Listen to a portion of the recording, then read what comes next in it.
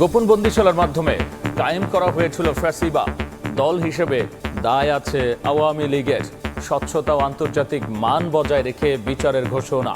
যারা এই সরকারে ছিলেন, যারা এই ফ্যাসিস্ট রাষ্ট্র কায়েম করেছিলেন, যারা এরকম অমানবিক ঘটনার জন্ম দিয়েছিলেন, মানবতা বিরোধী অপরাধ সংগঠনে সহায়তা করেছিলেন, প্রত্যেককেই আমি আইনের আওতায় আনা উচিত বলে আমরা মনে করি।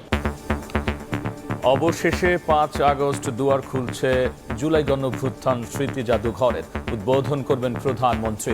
সংগ্রামের আলোকবর্তিকা হয়ে থাকার আশা।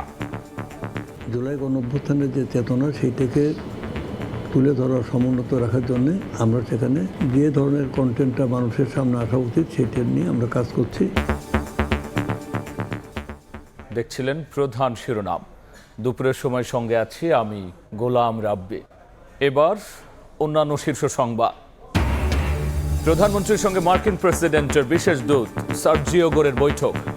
বাণিজ্য বিনিয়োগ, আঞ্চলিক সহযোগিতা নিয়ে আলোচনা। সম্পর্ক আরও এগিয়ে নেওয়ার প্রত্যাশা।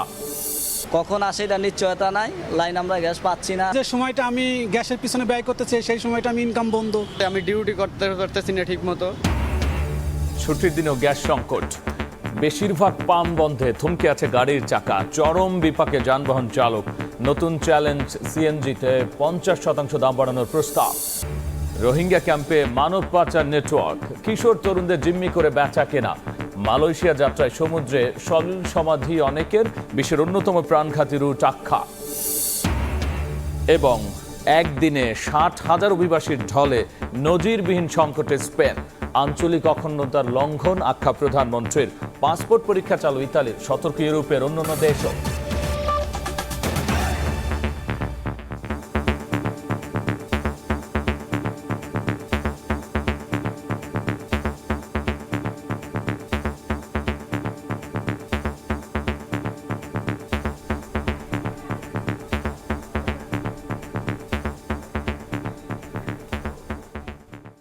গোপন বন্দিশালার মাধ্যমে কায়েম করা হয়েছিল ফ্যাসিবাদ। দল হিসেবে দায় আছে আওয়ামী লীগের। স্বচ্ছতা ও আন্তর্জাতিক মান বজায় রেখে গুম, খুন ও মানবতা বিরোধী অপরাধের বিচার করা হবে। র্যাবের গোপন বন্দিশালা টিএফআই সেল পরিদর্শন শেষে এমন জানিয়েছেন চিফ প্রসিকিউটর। এদিন প্রথমবার অপরাধের ঘটনাস্থল পরিদর্শন করেন ট্রাইব্যুনালের 3 বিচারপতি। ঘুটঘুটে অন্ধকার, যেন কবরের আরেক রূপ।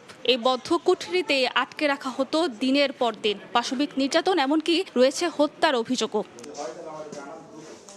শনিবার রাজধানীর উত্তরায় র্যাবের এই গোপন বন্দিশালা পরিদর্শনে আসেন আন্তর্জাতিক অপরাধ ট্রাইব্যুনালের 3 বিচারপতি, প্রসিকিউশন টিম, আসামি পক্ষের আইনজীবী, গুমের শিকার ভুক্তভোগীদের পরিবার।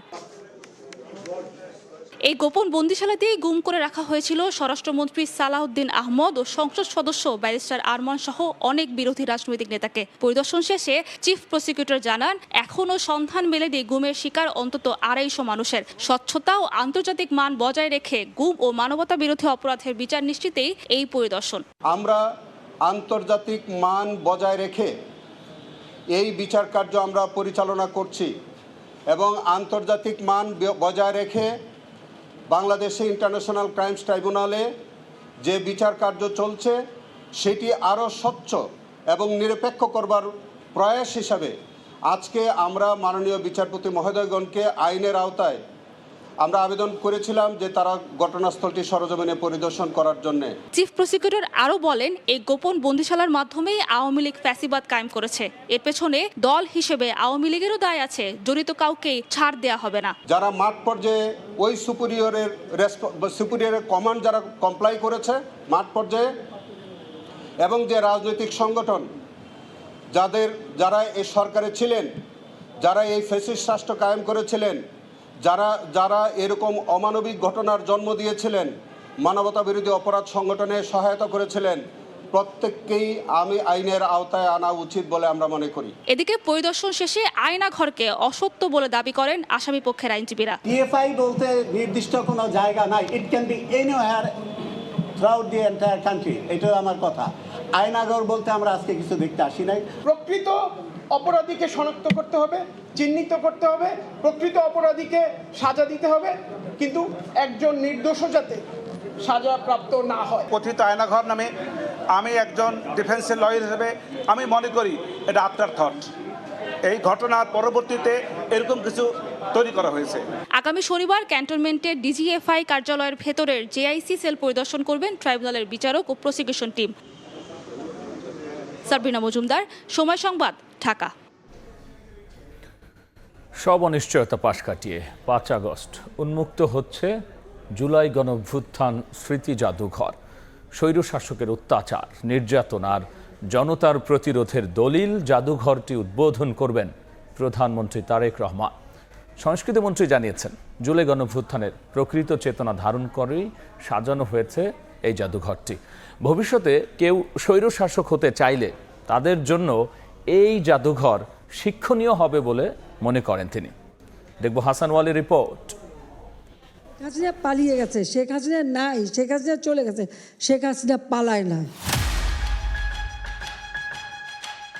বিনা ভোটে ক্ষমতার মসনদ দখল করে লুটপাট আর বিরোধী মত দমনে খুন গুম নির্যাতনের পাওয়ার হাউস ছিল লাল দেয়ালের গণভবন, যেখানে জেকে বসেছিল ইতিহাসের নিকৃষ্টতম স্বৈরাচার শেখ হাসিনা।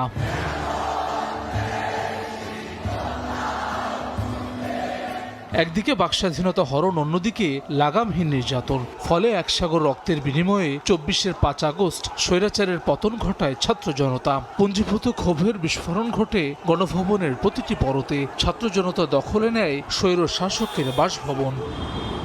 বহু মানুষের চোখের পানিতে অভিশপ্ত গণভবনকে জুলাই স্মৃতি জাদুঘর করার সিদ্ধান্ত নেওয়া হয়, যাতে 5 আগস্টের স্মৃতিচিহ্ন, জুলাই গণঅভ্যুত্থানের দুর্লভ সব দলিল, শহীদ ও আহতদের নানা স্মারক, পোশাক, আন্দোলনের ব্যানার, প্লেকার্ড সহ অন্যান্য সরঞ্জাম সংরক্ষণে উদ্যোগ নেয় অন্তর্বর্তী সরকার। একই সঙ্গে দীর্ঘ 17 বছর জুড়ে স্বৈরাচার হয়ে ওঠার আলামত সংরক্ষণ করা হয়েছে এই জাদুঘরে। তবে বেশ কয়েকবার চেষ্টা করেও এটি চালু করতে পারেনি অন্তর্বর্তী সরকার। একই সঙ্গে নির্মাণ ঘিরে নানামুখী দুর্নীতির অভিযোগ উঠতে থাকে। ফলে জাদুঘরের ভবিষ্যৎ নিয়ে অনিশ্চয়তা তৈরি হয় জনমনে। অবশেষে সরে গেছে অনিশ্চয়তার মেঘ। আগামী 5 আগস্ট জুলাই স্মৃতি জাদুঘর খুলে দেওয়ার ঘোষণা দিয়েছে সরকার। উদ্বোধন করবেন প্রধানমন্ত্রী তারেক রহমান। আগস্ট মাসে 5 তারিখে এইটা উদ্বোধন হবে।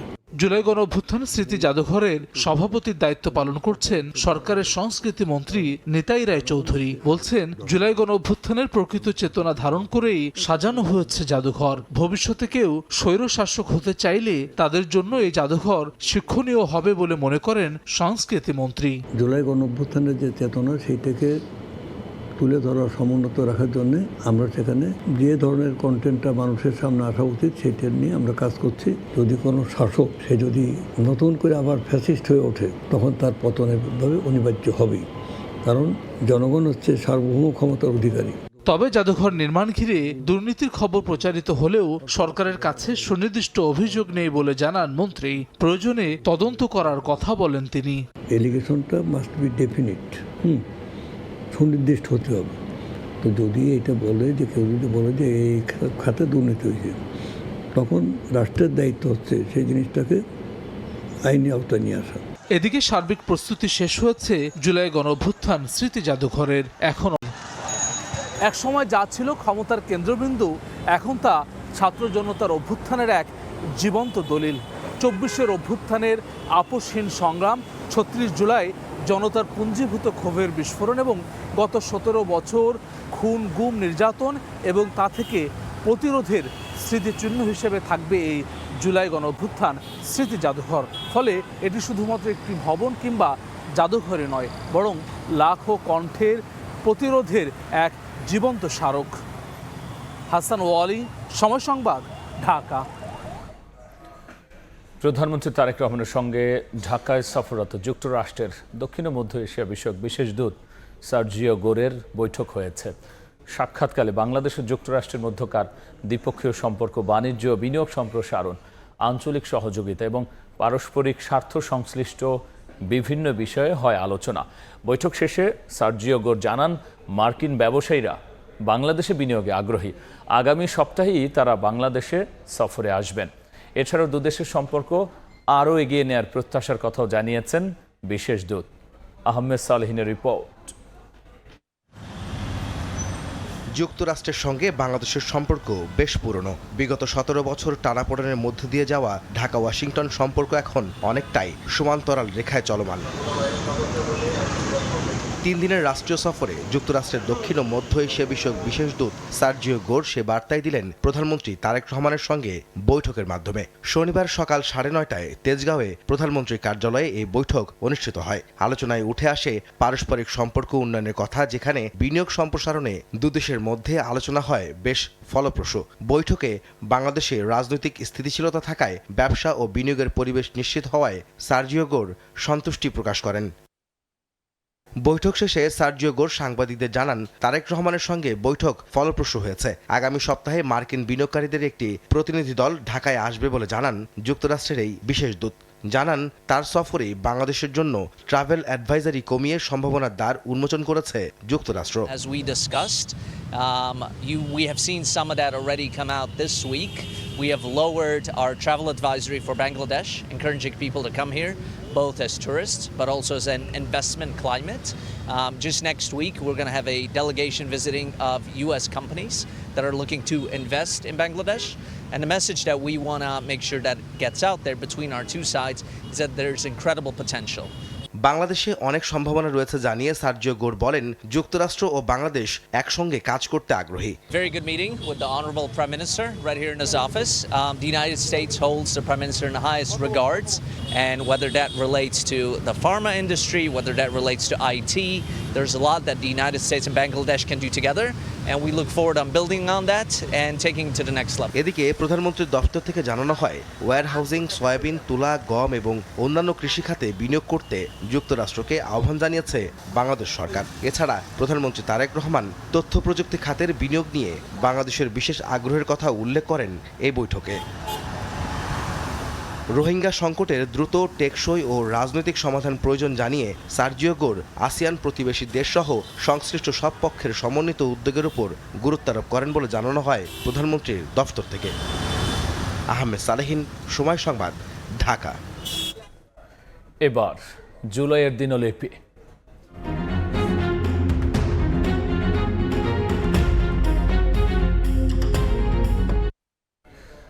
উত্তাল জুলাইয়ের এই দিনে গণসঙ্গীত, পথনাটক, দেয়াল লিখন, স্মৃতিচারণা ও বিক্ষোভ সমাবেশের মধ্য দিয়ে বৈষম্য বিরোধী ছাত্র আন্দোলন পালন করে রিমেম্বারিং আওয়ার হিরোজ কর্মসূচি।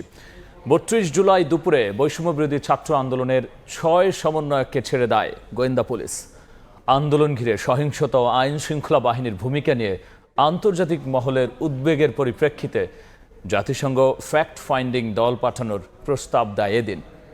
রক্তাক্ত জুলাইয়ের ঘটনাবহুল এই দিনের বিস্তারিত থাকছে নাজমুস সালেহীর রিপোর্টে।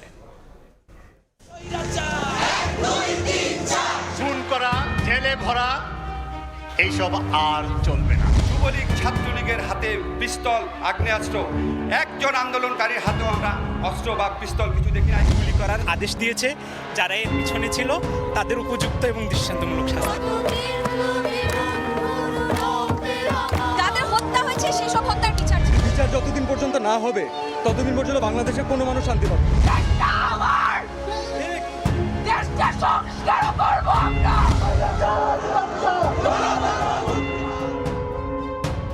ক্যালেন্ডারের পাতায় দিনটি ছিল ১ আগস্ট, কিন্তু স্বজন হারানো, মামলা, হামলা, বুলেট, টিয়ারশেল আর গ্রেফতারে নাজেহাল জনমানুষের কাছে তখনও শেষ হয়নি রক্তাক্ত জুলাই। শিক্ষার্থীদের দাবির সঙ্গে তখন এক কাতারে গোটা দেশ। এ যেন এক অন্য বাংলাদেশ, যার দিকে পুরো পৃথিবী অবাক তাকিয়ে রয়। ছাত্র জনতা এদিনের নাম দেয় ৩২ জুলাই। কমপ্লিট শাটডাউন, বিক্ষোভ কিংবা প্রতিরোধ নয়, এদিন দেয়া হয় খানিকটা সফট কর্মসূচি। সিদ্ধান্ত হয় ১ মাসে খুন হওয়া শহীদদের স্মরণ করে বিশেষ ধরনের কর্মসূচির রিমেম্বারিং আওয়ার হিরোজ ঘোষণা করেন সমন্বয়ক রিফাত রশিদ। আমরা একটা মাইন্ড গেমের প্ল্যান করেছিলাম। আমরা ইন্টারনালি, যেহেতু আমরা ততদিনের ভিতরে আমাদের সারা বাংলাদেশের নেটওয়ার্কটা পেয়ে গিয়েছি, আমরা সবাইকে বলেছিলাম যে আমরা মাঠের মধ্যে এই জোরালো কর্মসূচি দিব, কিন্তু আমরা কর্মসূচি আকারে দিয়েছিলাম একটা সফট প্রোগ্রাম, এবং এই প্রোগ্রামের ইন্টেনশনটা ছিল যাতে করে শিল্পী বা সাহিত্যিক সাংস্কৃতিক কর্মী, যদি আমরা এক শব্দে বলতে চাই, তাদেরকে আবার মাঠে নিয়ে আসা।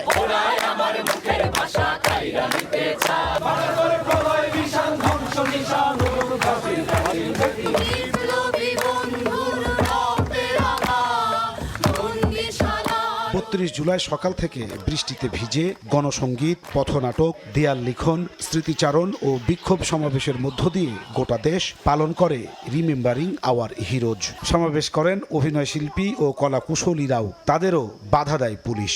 আমার যেটা কাজ ছিল সেই কাজ হচ্ছে প্রতিনিয়ত মানুষকে মনে করায় দেয় স্বৈরাচারের পতন চাই। কিছু সিনিয়র অভিনেতা ছিলেন যারা আসলে মন থেকেই, আমার কাছে মনে হয়েছে মন থেকেই আসলে রাস্তায় নেমেছিলেন, যারা আসলে চেয়েছেন যে হাসিনার পতন ঘটুক এবং স্বৈরাচারের পতন ঘটুক, গণহত্যাকারীর পতন ঘটুক।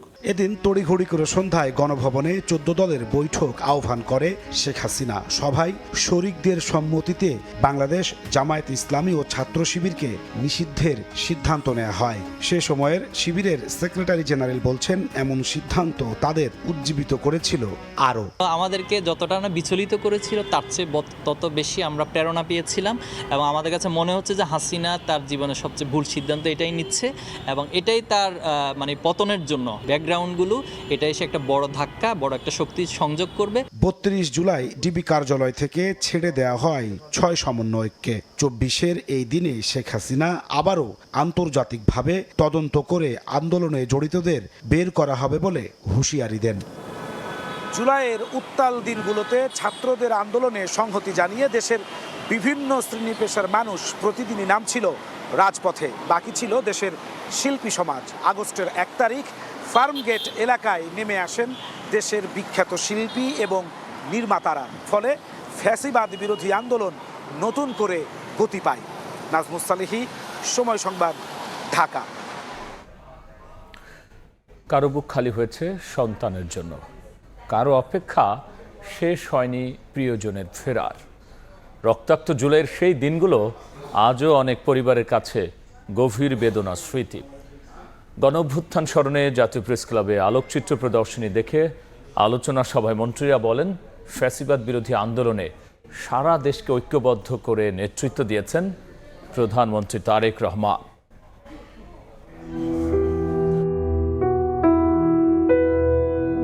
ছবিগুলো শুধু ফ্রেমবন্দি কিছু দৃশ্য নয়, এগুলো হারিয়ে যাওয়া জীবন, অসম্পূর্ণ স্বপ্ন আর এক রক্তাক্ত সময়ের দুঃসহ স্মৃতি। ফ্যাসিবাদের 15 বছরের আন্দোলন, সংগ্রাম এবং জুলাই গণ অভ্যুত্থানের বিভিন্ন গুরুত্বপূর্ণ মুহূর্তের আলোকচিত্র প্রদর্শনীর আয়োজন করে ফটো জার্নালিস্ট অ্যাসোসিয়েশন। জাতীয় প্রেস ক্লাবে আয়োজিত এই প্রদর্শনীতে দেয়াল জুড়ে স্থান পেয়েছে জুলাই আন্দোলনের উত্তাল দিন, নির্যাতনের চিত্র। জাতীয় প্রেস ক্লাবের সম্মানিত সভাপতি প্রদর্শনী পরিদর্শনে এসে তথ্য ও সম্প্রচার মন্ত্রী জহিরুদ্দিন স্বপন বলেন, তারেক রহমানের ডাকে জুলাই আন্দোলন বেগবান হয়েছিল। আন্দোলনের নতুন পর্ব শুরু হয়েছিল দেশনায়ক তারেক রহমানের নেতৃত্বে। চলমান যে সংগ্রাম বিএনপি সহ রাজনৈতিক দল আমরা করছিলাম, তখন যারা শিশু, তখন যারা কিশোর, তারাও কিন্তু এই আন্দোলন দ্বারা প্রভাবিত ছিল। এখন আমাদের কাজ হলো দেশ গড়ার দায়িত্ব, কিন্তু আঙুল যদি বাঁকা করতে হয়, রাষ্ট্রের প্রয়োজনে সরকারকে তো অবশ্যই তা করতে হবে। বাংলাদেশে আর যেন ফ্যাসিবাদের পুনরাবৃত্তি না ঘটে, এমন মন্তব্য করে মুক্তিযুদ্ধ বিষয়ক মন্ত্রী বলেন, ফ্যাসিবাদ বিরোধী আন্দোলনে সারা দেশকে ঐক্যবদ্ধ করে নেতৃত্ব দিয়েছেন প্রধানমন্ত্রী তারেক রহমান। এই যে 17 বছরের আন্দোলন, যার পরিণতি জুলাইয়ের সফল গণ অভ্যুত্থান, সেই জুলাইয়ের সফল গণ অভ্যুত্থানের চেতনা নিয়ে আমরা আমাদের মাননীয় প্রধানমন্ত্রী জনাব তারেক রহমানের নেতৃত্বে এই বাংলাদেশটাকে নির্মাণ করব। পরে প্রদর্শনী ঘুরে দেখেন মন্ত্রী ও আগত দর্শনার্থীরা। রিমু সিদ্দিক, সময় সংবাদ, ঢাকা। দেশে এখন রাষ্ট্রীয় পৃষ্ঠপোষকতায় গুম ও বিচার বহির্ভূত হত্যা হচ্ছে না। বন্ধ হয়েছে ব্যাংক লুট করে অর্থ পাচার। দুপুরে ডিপ্লোমা ইঞ্জিনিয়ারিং ইনস্টিটিউটে এক আলোচনা সভায় কথা বলেছেন প্রধানমন্ত্রীর রাজনৈতিক উপদেষ্টা রুহুল কবির রিজভী। প্রধানমন্ত্রী পররাষ্ট্রনীতি মেনে চোখে চোখ রেখে সার্বভৌমত্ব বজায় রেখেছেন বলেও মন্তব্য করেন রিজভী। অনেকে অনেক কথা বলছেন কি হলো 4-5 মাসে, কিন্তু এটা তো ঠিক, রাষ্ট্রীয় পৃষ্ঠপোষকতায় তো কেউ গুম হচ্ছে না, কেউ তো বিচার বহির্ভূত হত্যার শিকার হচ্ছে না। আমরা গুপ্ত হত্যার কথা শুনিনি, আমরা টাকা পাচারের কথা শুনিনি, আমরা ব্যাংক লুট করার কথা শুনিনি, বা যারা মানে অনেক শক্তিশালী দেশ মনে করে যে তাদের কথা অনুযায়ী চলতে হবে, কিন্তু চোখে চোখ রেখে নিজের স্বাধীন সার্বভৌমত্ব রাষ্ট্রকে ধরে রাখতে পেরেছেন তারেক রহমান। দুপুরের সময় আরও থাকছে বগুড়ার কাহালুতে ট্রাক ও পিকআপ ভ্যানের মুখোমুখি সংঘর্ষ, প্রাণ হারালেন 4 জন, আহত 1। ট্রাক চালক পলাতক। বেপরোয়া গতি দুর্ঘটনার কারণ বলছে পুলিশ।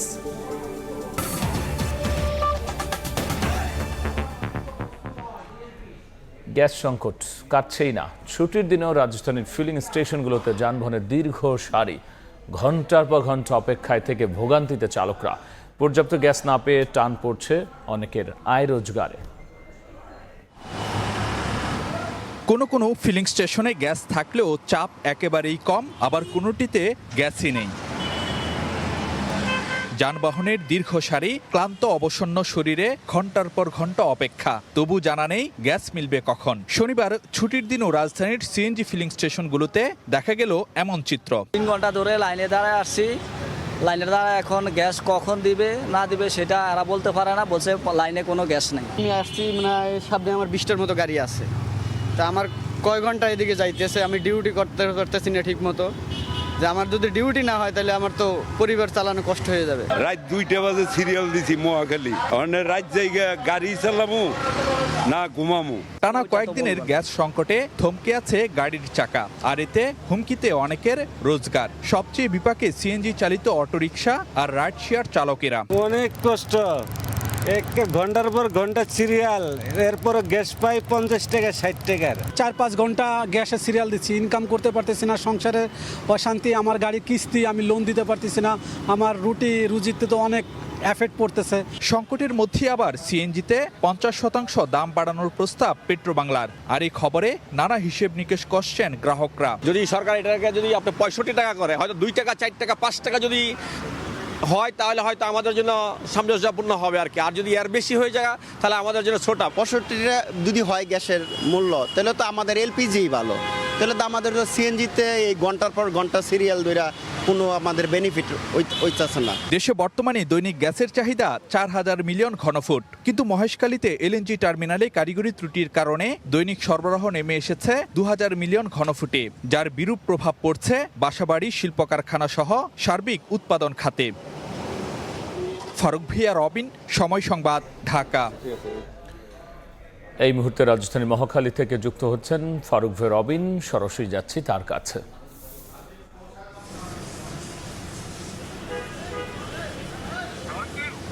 আমরা সকাল থেকে রাজধানীর যে কয়েকটি ফিলিং স্টেশনে দেখে আসছিলাম পরিস্থিতি, সবকটিতেই একটি কমন বিষয় দেখা যাচ্ছে, সেটি হলো মানে একেবারে যে অভিন্ন চিত্র। সেখানে গ্যাস থাকুক কিংবা না থাকুক, কিংবা গ্যাসের চাপ কম থাকুক কিংবা তুলনামূলক স্বাভাবিক থাকুক, যে পরিস্থিতি থাকুক না কেন, যানবাহনের একদম মানে লম্বা সারি, দীর্ঘ সারি, ঘন্টার পর ঘন্টা চালকরা তারা অপেক্ষা করছেন কিছুটা গ্যাস পাওয়ার জন্য। তো এই যে এই গ্যাসের পরিস্থিতি বা গ্যাসের জন্য হাহাকার চিত্রটা এতটাই যে অনেকে ঘন্টার পর ঘন্টা অপেক্ষা করার পরেও মানে সেই ক্লান্ত দেহ নিয়ে দীর্ঘ সময় অপেক্ষা করার পরেও তারা যতটুকু গ্যাস তাদের প্রয়োজন ঠিক ততটুকু গ্যাস তারা পাচ্ছেন না। এবং এর ফলে এই যারা মানে গ্যাস নির্ভর যানবাহনের উপর যাদের জীবিকা নির্বাহ করতে হয়, তাদের মানে রুটি রোজগারের উপর বড় ধরনের একটি আঘাত এসেছে বলা যায়। কারণ অনেকে যারা বলছেন, বিশেষ করে যদি আমরা যে সিএনজি চালিত অটোরিকশা চালকদের কথা বলতে যাই কিংবা রাইড শেয়ার চালকদের কথা বলতে যাই, তাদের একটি অভিন্ন যে বক্তব্য সেটি আসছে, তাদের যেই মানে পরিমাণ গাড়ির পেছনে যে পরিমাণ খরচ যাচ্ছে সেটি দিনের বেলায় আসলে যে ওঠানো তাদের জন্য কষ্টসাধ্য হয়ে যাচ্ছে। তো বাদ বাকি যে আয় রোজগার সেটা তো তাদের জন্য অনেক মানে পরের বিষয়, এমনটাই কিন্তু তারা বলছেন। আপনারা নিশ্চয়ই দেখতে পাচ্ছেন যে যানবাহনের যে দীর্ঘ সারি, একদম মানে প্রায় সবগুলো পেট্রোল পাম্পেরই একটি কম মানে অভিন্ন চিত্র যেটি দেখা যাচ্ছে। এই শেষ করে দাও। একদম যে সিএনজি ফিলিং স্টেশন তো বটে, ফিলিং স্টেশনের বাইরেও যে মূল যদি সড়ক বলতে যাই সেখানেও মানে বেশ লম্বা সারি বা দীর্ঘ সারি যানবাহনের। তো এরকম অবস্থার মধ্যে দিয়ে মানে সাধারণ মানুষকে তাদের গ্যাস নিতে হচ্ছে। এবং একটি চিত্র যদি আপনাদেরকে জানাতে চাই, দৈনিক যেখানে 4000 মিলিয়ন ঘনফুট গ্যাসের চাহিদা, সেখানে কিন্তু সরবরাহ নেমে এসেছে 2000 মিলিয়ন ঘনফুটের ঘরে, অর্থাৎ চাহিদার মাত্র অর্ধেক গ্যাস জাতীয় গ্রিডে যোগান দেওয়া সম্ভব হচ্ছে। এটি বলে দেয় যে আসলে যে সংকটের প্রকৃত চিত্র। তো এই ছিল আমার কাছে সবশেষ খবরাখবর। পেট্রোল পাম্পে গাড়ির দীর্ঘ সারির সবশেষ নিয়ে আমরা সরাসরি ছিলাম মহাখালীর একটি পাম্পে। জুলাই গণঅভ্যুত্থান স্মরণে ঢাকা সরকারি পলিটেকনিক ইনস্টিটিউটে স্মরণসভা কৃতি শিক্ষার্থী সংবর্ধনা অনুষ্ঠানের কথা বলছেন শিক্ষামন্ত্রী। আমরা সরাসরি যাচ্ছি সেখানে। এই খেলাধুলার জন্য ইতিমধ্যেই একটি মাঠের কথা বলা হলো আজকে এই অনুষ্ঠানে ছাত্রদলের সভাপতি। আমিও জেনে নিয়েছি এখানে একটি মাঠ রয়েছে যেখানে নাকি গরুর হাট হচ্ছে। আমাদের এই জায়গা সম্পূর্ণের মধ্যে যদি এইভাবে আমাদের জায়গা যদি গরুর হাট হয়, এটা হতে পারে না। টেকনিক্যাল এডুকেশনকে গুরুত্ব দেওয়ার বিকল্প আমাদের নেই। আজকে এক্সপেট্রিয়েটটাই হচ্ছে আমাদের ইকোনমিক্সের, আমাদের ফরেন কারেন্সি আর্নিংয়ের, আমাদের রিজার্ভের লাইফ লাইন। অতএব আমরা যদি দক্ষ মানব সম্পদ তৈরি করে আমরা যদি তাদেরকে এক্সপোর্ট করতে পারি, এই এক্সপেট্রিয়েটরা আরও বাড়বে, আমাদের দেশের সম্মান করে নিয়ে আসবে এবং অর্থনৈতিকভাবে আমরা সচল হতে পারব। ইতিমধ্যেই আমরা সারা বাংলাদেশে আবার নতুন করে 4টি পলিটেকনিক ইনস্টিটিউট করতে আর 4টি ইঞ্জিনিয়ারিং কলেজ করতে যাচ্ছি। 1995 সালে দেশমাতা বেগম খালেদা জিয়া 64টি জেলায় 64টি পলিটেকনিক ইনস্টিটিউট করার একটি প্রোগ্রাম হাতে নিয়েছিলেন। এতদিন পরেও এই যাবৎ 64টি হয়নি, যদিও আমরা 43টি রেখে এসেছিলাম। এই 17 বছরের মাথায় 20 বছর পরে এসে দেখছি মাত্র 51টি হয়েছে। সেই সাথে আমরা 4টি ইঞ্জিনিয়ারিং কলেজও আমরা তৈরি করছি। আমি ভাবছি এবং আলোচনাও করছিলাম ডিপ্লোমা অ্যাসোসিয়েশনের সাথে যে আমরা দুইটিকে ডেডিকেটেড করে দিতে চাই শুধু ডিপ্লোমা ইঞ্জিনিয়ারদের জন্য। কারণ এই দুয়ে শহীদ রাষ্ট্রপতি জিয়াউর রহমান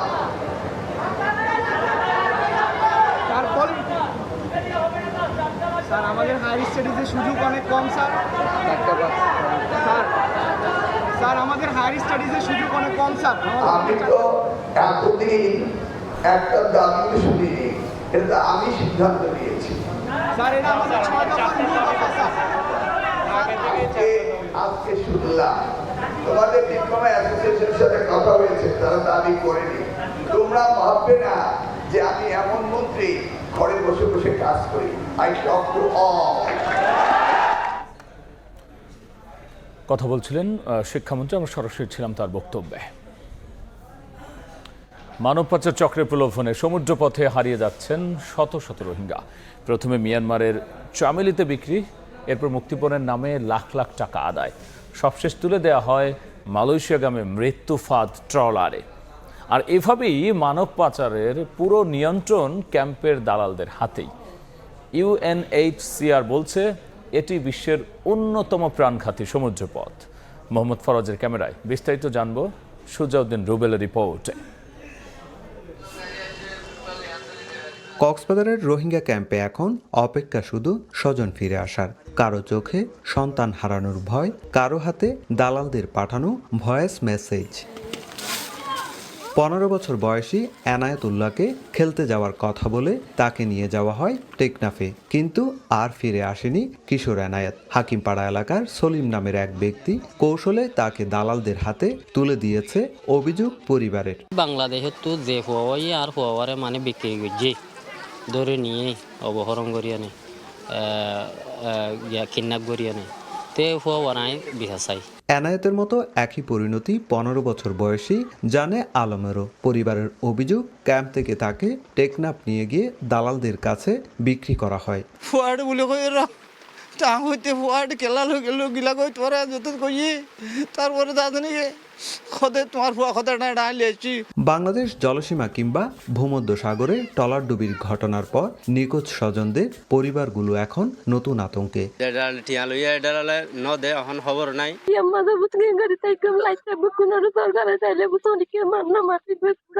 জাতিসংঘের শরণার্থী সংস্থা UNHCR এর তথ্য অনুযায়ী সাম্প্রতিক হাজার হাজার রোহিঙ্গা ঝুঁকিপূর্ণ সমুদ্রপথে যাত্রা করেছেন। তাদের বড় একটি অংশ সমুদ্রে নিখোঁজ হয়েছেন বা প্রাণ হারিয়েছেন। আশঙ্কা করা হচ্ছে প্রায় 6,500-এর বেশি রোহিঙ্গা শরণার্থী এই সময় সমুদ্রপথে বিপজ্জনকভাবে যাত্রা করেছিল, যাদের মধ্যে প্রতি 7 জনে 1 জন সমুদ্রপথে নিখোঁজ বা মারা গিয়েছেন। আইনশৃঙ্খলা বাহিনী বলছে মানব পাচারে সক্রিয় রয়েছে একাধিক চক্র। অভিযান অব্যাহত রাখার জন্য জুরিডিকশন থেকে অথবা বাইরের কোথা থেকে আইনা যেন এখানে কেউ মানব পাচারের শিকার না হয়। IOM ও UNHCR এর যৌথ বিবৃতি অনুযায়ী মিয়ানমার উপকূলে জুনের শেষ ও 8 জুলাই রোহিঙ্গাবাহী দুটি ট্রলারডুবিতে 5 শতাধিক মানুষের প্রাণহানির আশঙ্কা করা হচ্ছে। সুজাউদ্দিন রুবেল, সময় সংবাদ, কক্সবাজার। বগুড়ার কাহালুতে পিকআপ ভ্যান ও ট্রাকের মুখোমুখি সংঘর্ষে 4 জন নিহত হয়েছেন, আহত হয়েছেন 1 জন। সকাল 10:30টার দিকে বগুড়া নওগাঁ আঞ্চলিক মহাসড়কের উপজেলার বউবাজার এলাকায় এই দুর্ঘটনা ঘটে। নিহত সবাই পিকআপ ভ্যানের যাত্রী। তাৎক্ষণিকভাবে তাদের পরিচয় জানা যায়নি, তবে পুলিশ জানিয়েছে বেপরোয়া গতিয়েই এই দুর্ঘটনার কারণ।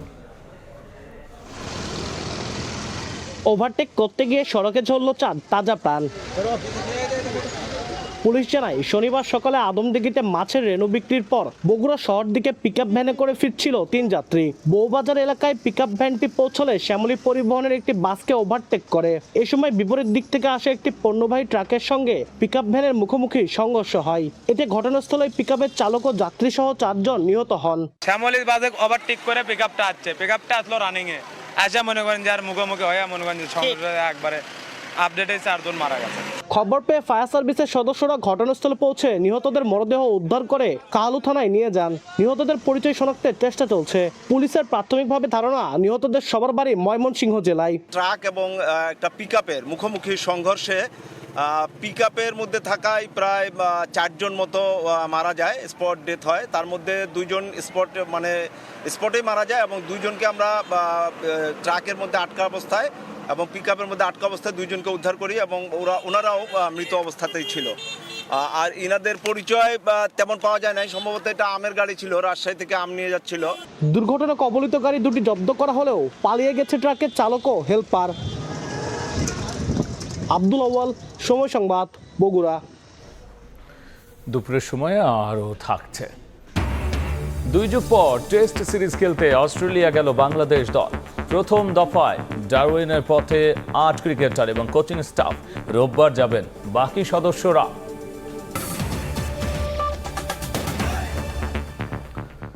শিশুদের রোগ প্রতিরোধ ক্ষমতা বাড়ানোর ক্ষেত্রে মায়ের বুকের দুধ উচ্চ মাত্রার প্রোটিন উল্লেখ করে স্বাস্থ্যমন্ত্রী বলেছেন, শিশুর জন্য মাতৃদুগ্ধের উপকারিতা সম্পর্কে দেশ জুড়ে সচেতনতা বৃদ্ধি করতে হবে।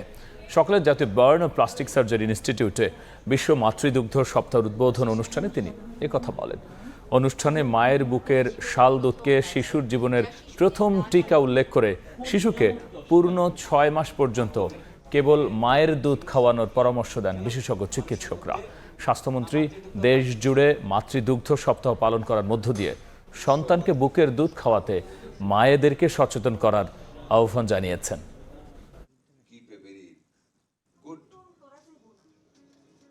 মায়ের দুধ, সেই জিনিসটা থেকে আমরা কিন্তু এখন বেবিদেরকে বঞ্চিত করতেছি। সিজারিয়ানের মাত্রা বেড়ে যাচ্ছে, শাল দুধ দেওয়া হয় না।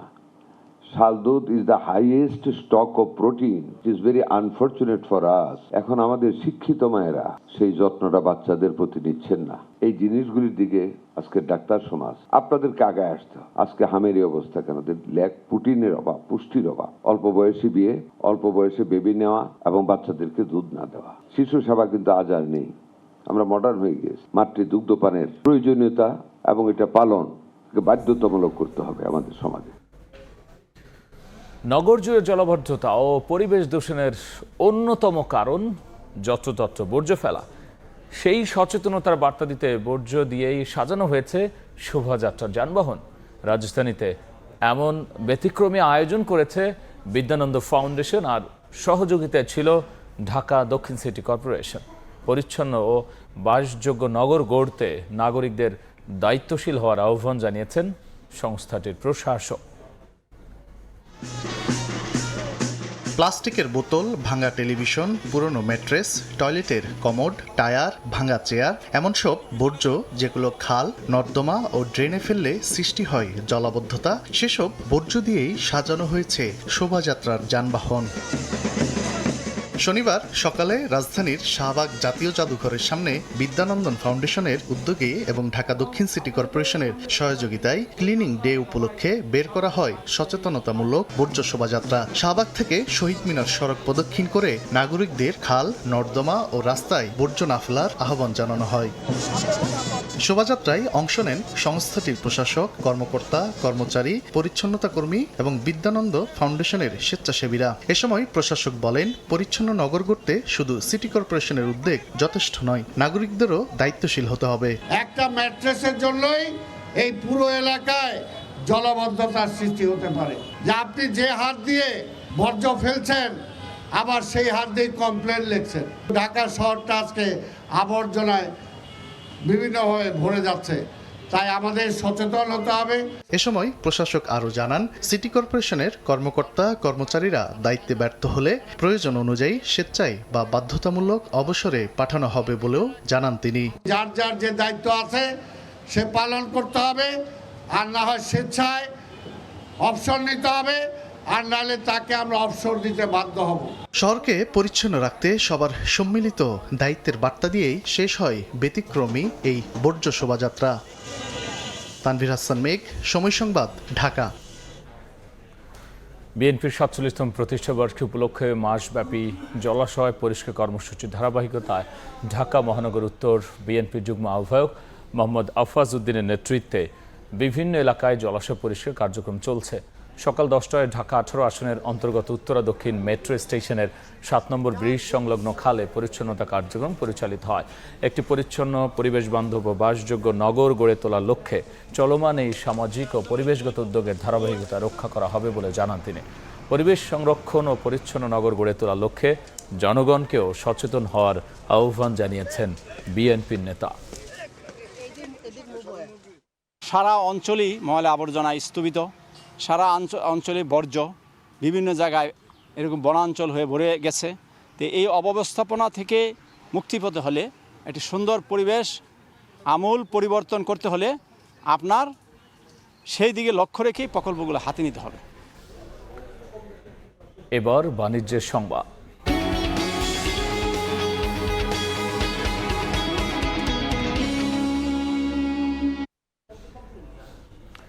ক্রয়াদেশ মতো পোশাক পাঠিয়ে দেওয়া হলেও মূল্য পরিশোধ করছে না রাশিয়ান ক্রেতা সুইস রিটেইল।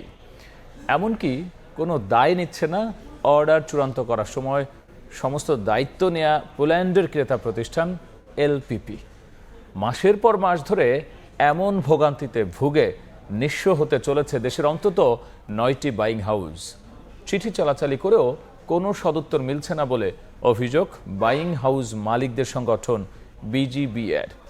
কামরুল হাসান সবুজের রিপোর্ট। 2024 সালের 4 সেপ্টেম্বর এই মেইলের মাধ্যমে বাংলাদেশি প্রতিষ্ঠান এনসা ক্লোদিংকে রাশিয়ার প্রতিষ্ঠান ফিস রিটেইলে তৈরি পোশাক সরবরাহের ক্রয়াদেশ নিশ্চিত করে পোল্যান্ড ভিত্তিক ক্রেতা প্রতিষ্ঠান এলপিপি আশ্বস্ত করে পাওনা পরিশোধেও।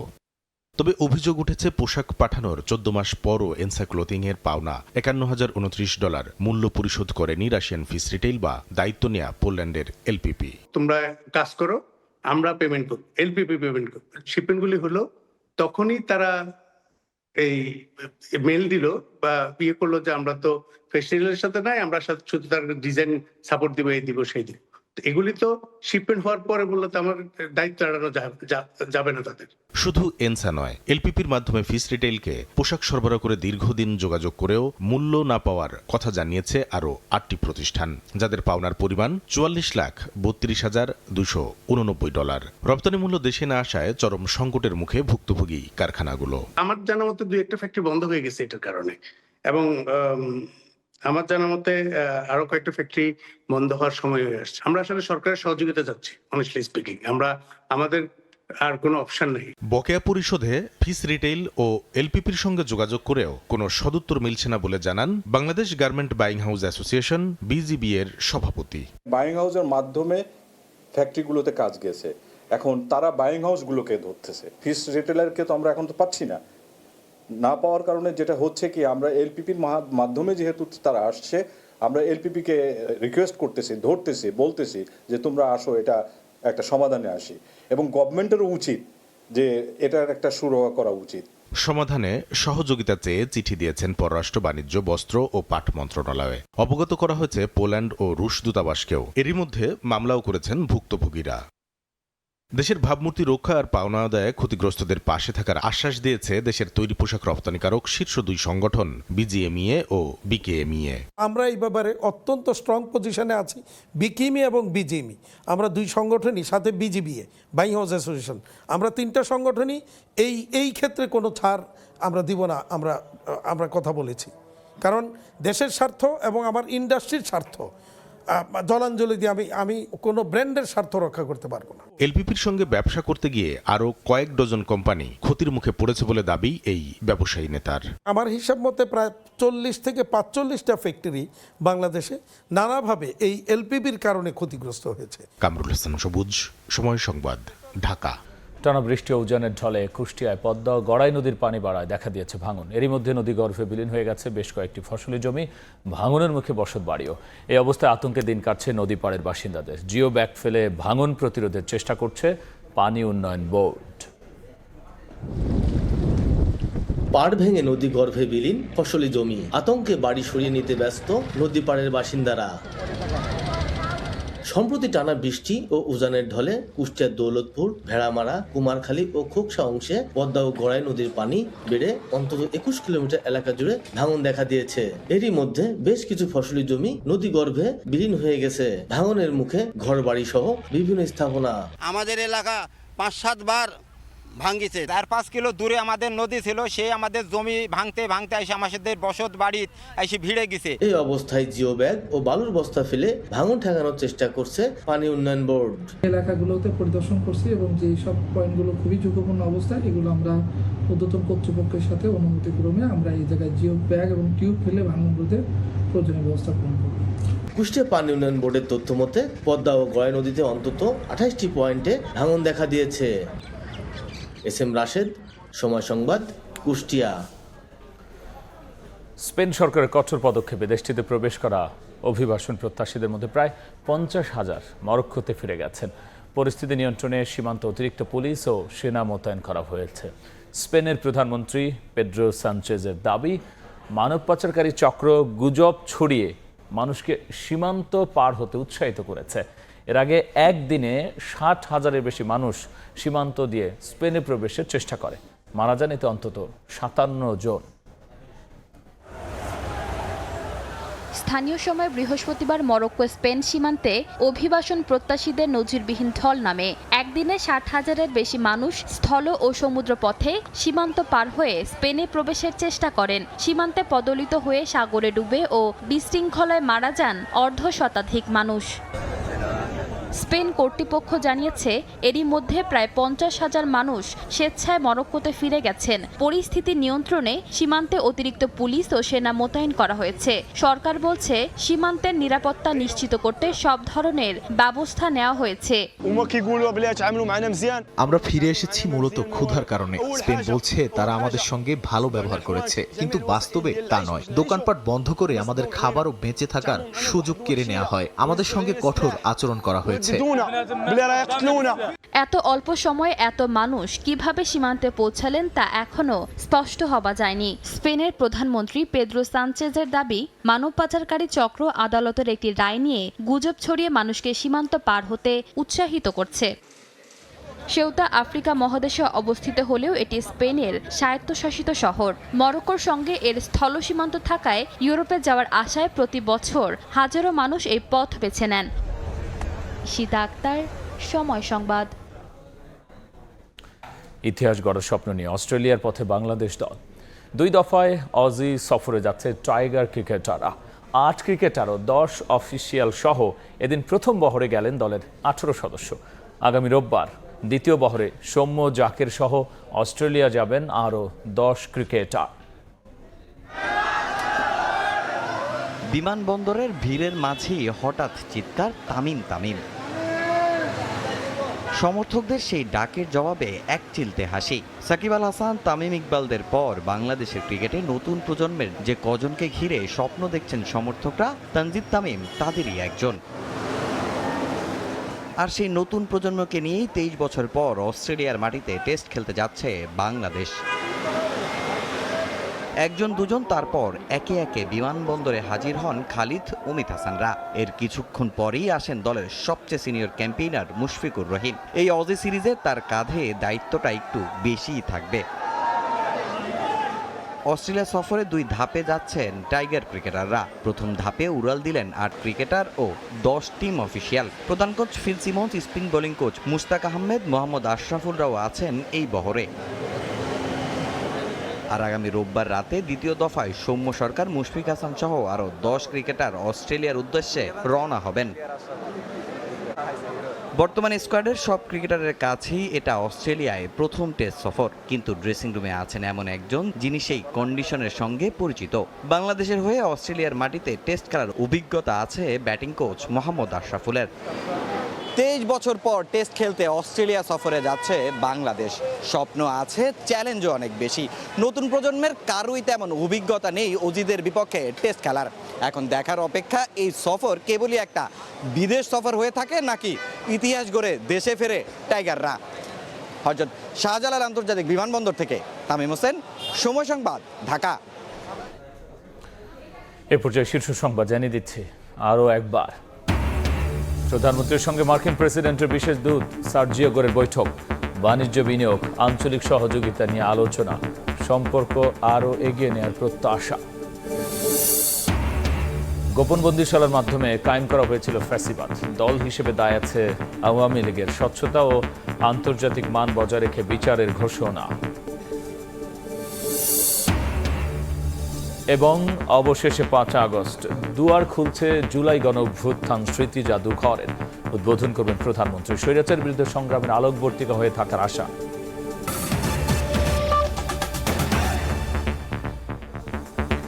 এই ছিল দুপুরের সময়। এরপর বিভাগীয় সময় নিয়ে আবারও আসছি কিছুক্ষণ পর। সঙ্গেই থাকুন সময়।